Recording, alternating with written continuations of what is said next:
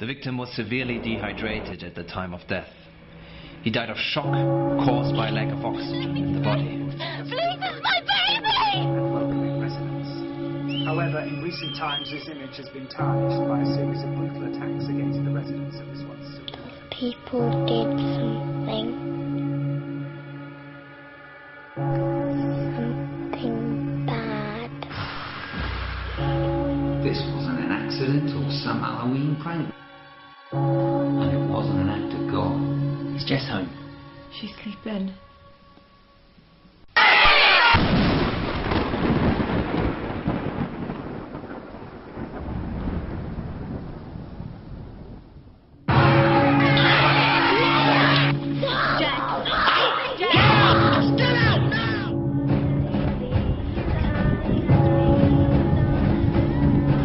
She's using that kid to get to us.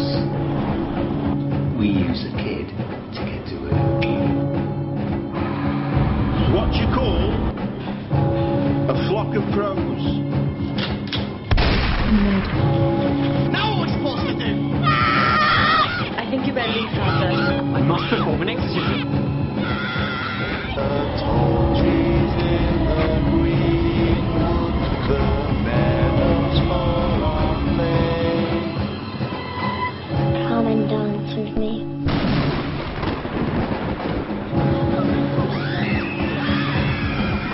Molly, no!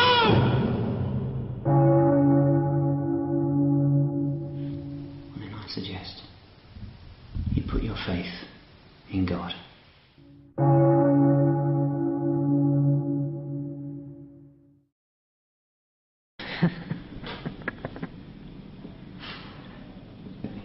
You better not tell anyone, you little slut.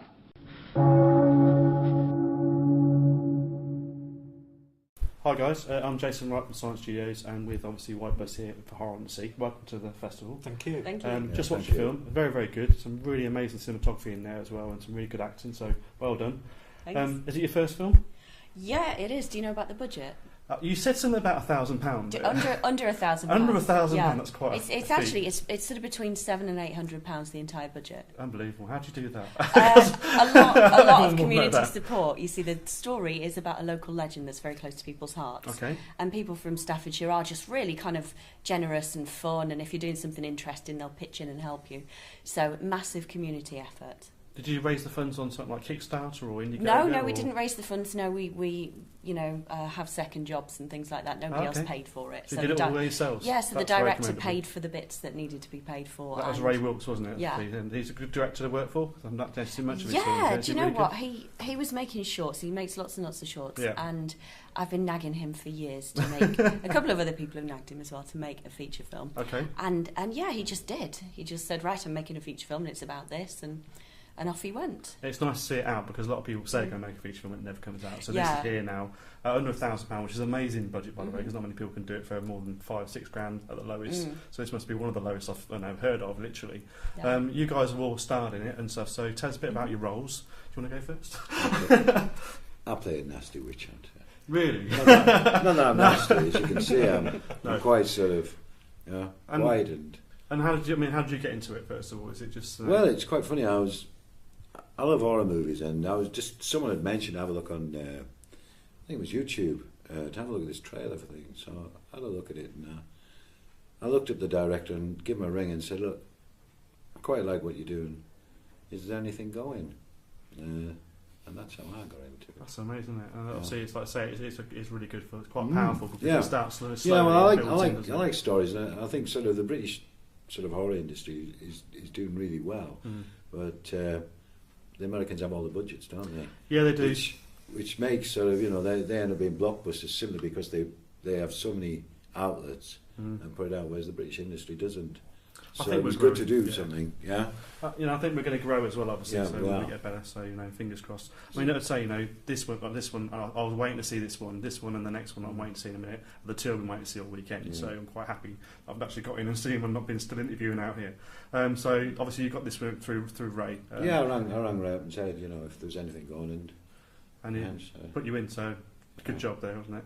Because I'm quiet, like as you can see. Yeah, very quiet. I don't look very wicked, do I? I talk for England, so. So obviously you've been brought into the film as well. Tell us a bit about your role and how you've been brought into the film. Well, I ended up playing Molly Lee because I just end up in movies every now and again. I was really behind the scenes, so I helped right from the beginning, before the film even existed, and all the way through it, pretty much, and all the publicity and everything afterwards. So I've done loads of stuff that you can't actually see. The only bit that you can actually see is me playing Molly Lee. I've got loads of credits there, though. Tons of credits going down. Well, there's only 3 of us. There's only 3 crew. That's amazing. So, yeah, we didn't really know what to call ourselves, because we know the director, but he's also the scriptwriter and loads of other things. Yeah. And the sound guy is also the stunts guy and loads of other things. And you know, I've done costumes and kind of finding people to do stuff. And that's and one of the hardest parts as well, find the right cast. And we had this conversation with Pat Higgins earlier on and a few other directors as well. Very, very key. And obviously you've been brought into this as well. And you've got quite a unique story how you got into this as well, haven't you? Yes, I appear on a TV show called Psychic Today, which has been running for 10 years. I've been involved with that for 10 years. So I was just minding my own business, appearing on the show, doing what I do, psychic readings. And I got asked by Lila, very interesting story. I hadn't seen a script for this. Yeah. I liked the ideas. The more that Lila was talking to me about the film, the more I got a sense of, this is really interesting. And I was just staying at a hotel, and then you came around with just like a tablet, and just said no script. You got 2 minutes. Was it 2 minutes? You said, "Be creepy, John." Just be creepy. So there it is. Creepy. Be creepy into this tablet, iPad tablet, and well, I must have been creepy. You were very creepy. Very creepy. Thank you, George. I'll take that as a compliment. The director said, "Find somebody creepy. Find somebody that's got a following." Because what we did with the film to help promote it is we went for people that were good actors and things like that, but also people that promote themselves or have a following, because that helps to promote the film. Absolutely. So when you've got somebody who does the promotion and also does the casting as well, they're going to cut their work in half by doing that. So we went for John because he's incredibly popular on his show, and also because you're dead creepy and scary when you're in that mood. So, you should probably use that on one of the extras on the DVD when it comes out on the Blu-ray. That might be quite a good one. Showrun as well, obviously. Yeah, that'd be quite good. Is there anything from the film set? You guys all worked together for quite a long time now. I don't know how long did it take to do the film. Oh God, it took about 2 years. I see, and that's a good thing. And I hear a lot of films take like 5 weeks. I'm like, really? So that's a good planning development, going to production, took your time doing it, which is really, really good. Yeah. Anything interesting on the set that happened? Anything spooky? Oh, loads of freaky Tell us stuff. a couple of things. Yeah, do you know what? There's loads of freaky coincidences. The reason the director decided to do the film, he had lots and lots of ideas, and loads of people sent him scripts, and loads of people sent him really cliched, boring rubbish. And so, some people like zombies. I'm not particularly thrilled with zombies. Neither is the director. So people were sending him scripts for zombie films and things like that. And he thought, I wonder what it would be like to do a local legend, Molly Lee. Yeah. And he wrote a few ideas down and then binned it. And then and started concentrating on something else. And then he woke up in the middle of the night with Molly Lee on his chest, looking into his face. Awesome. Cracked himself and kind of realised that I'll make you film now. So there was that. Cool. Also, the song by Julia Dowler, Black Heart. Yes. Yeah. Well, that lady, she lives in Burslem, or she lives near Burslem or something, but she walks through, because Molly Lee's grave is real. You can actually go and see it. The police have to go and protect it every Halloween. Really? Yeah, they have to protect it from kids and vandals and things. So Molly Lee's grave is actually at a right angle to everybody else's grave. Okay. And the story goes that she was dug up and the grave was moved around to stop her haunting the entire village. So this lady, Julia, this musician, she walks past Molly's grave quite a lot. She's quite interested in Molly Lee. So she found out this film was going on. Because we made a big deal of it and loads of people came forward to help. Awesome. And she just sat down and just wrote a song off the top of her head, sent it to us, and we were absolutely shit-faced on rum, and we were, me and the director, we were editing the scene where Mercy, Jess in the film, gets beaten up in the alleyway, and they're all dressed as old ladies.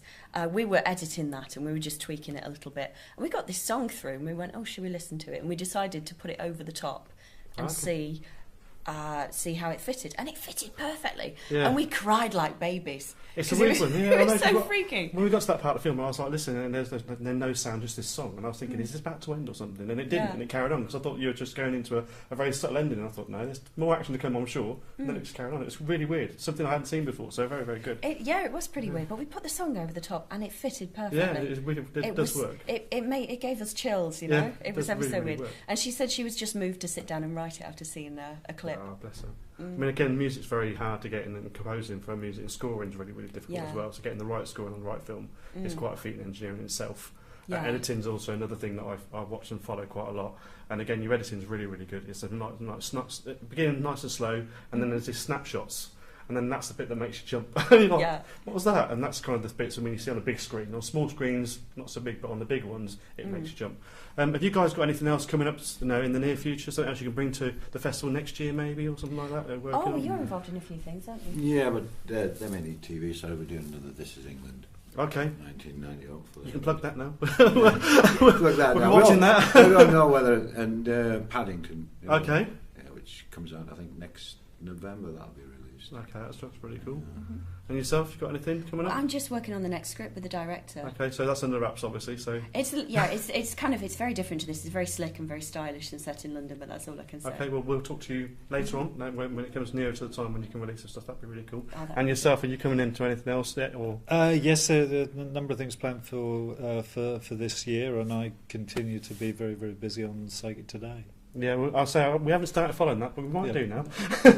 But guys, thank you very much for spending some time. I know you're on a really tight schedule. It's a really good film, and we'll promote it as much as possible now. Thank you very much for bringing it to Horror on Sea, and you're more than welcome to come back anytime you wish. So please come back whenever you want. All right. Thank you. Thank you very much. And yourself, thank you. Andrew, thank you very much as well. Cheers.